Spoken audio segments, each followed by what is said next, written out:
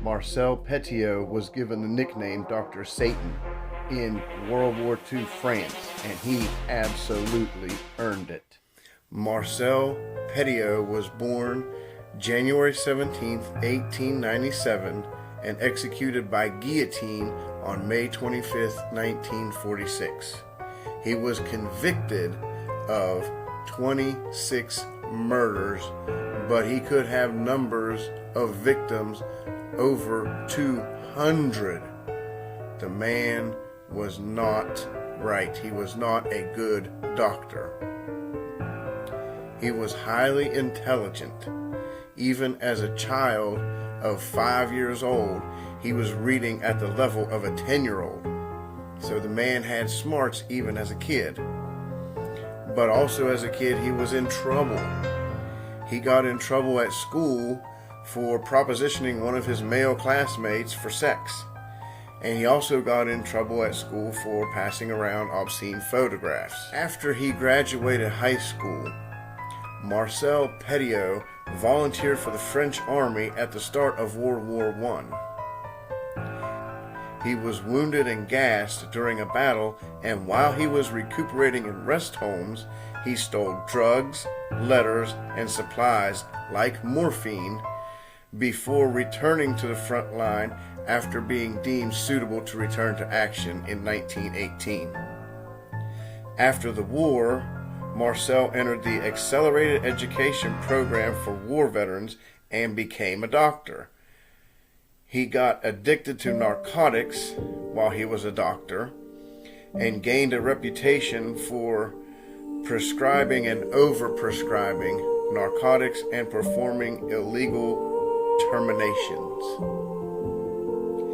In 1926, Petiot campaigned for mayor of Villeneuve-sur-Yonne and won because he hired someone to disrupt a political debate with his opponent.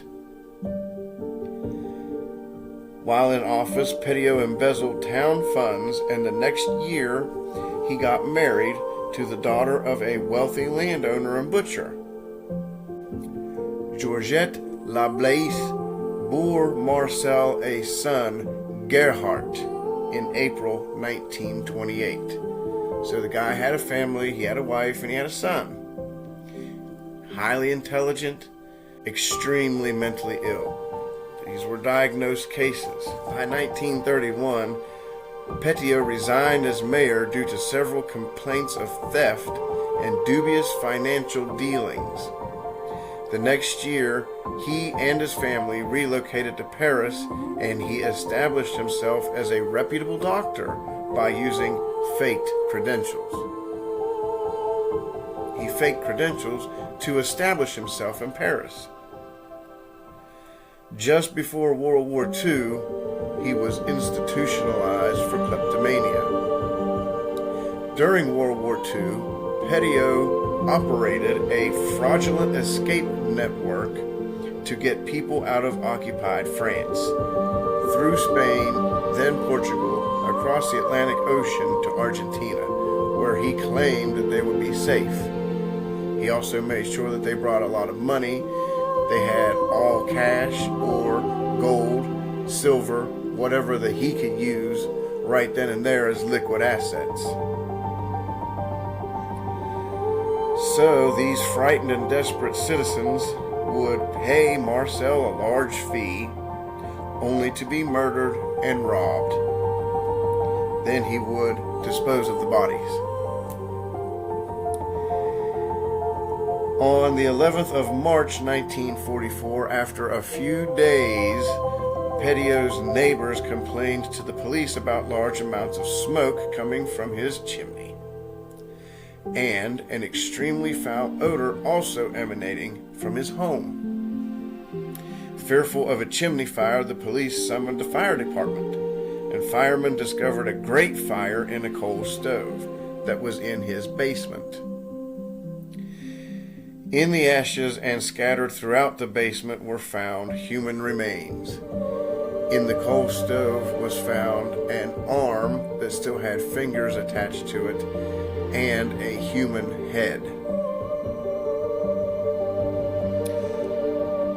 So, I'm Rob, and this is the Front Porch, where I do front porch science.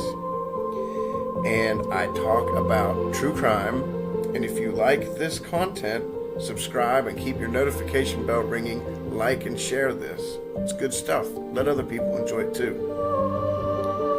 Tell me in the comments what you would like to see more of and what you like. And also let me know, is there anything that you would like me to delve into as far as true crimes, forensic science, etc. Because I want to be the home, your home, for science and more. Speaking of more, human remains were also found in a pit on his property that was partly filled with quicklime. It also helps hide the stench of rotting, decaying flesh. Petiot was able to hide in Paris because he would tell people that the Gestapo was after him. So they hid him in Paris for like 7 months. And when he was finally apprehended, he had 30,000, actually he had over 30,000 francs and 50 sets of identity documents. So he had money, he had ID papers, and oh yeah, I think he was ready to split. He knew that was going down. So at the trial, Petiot was charged with 27 murders and convicted of 26.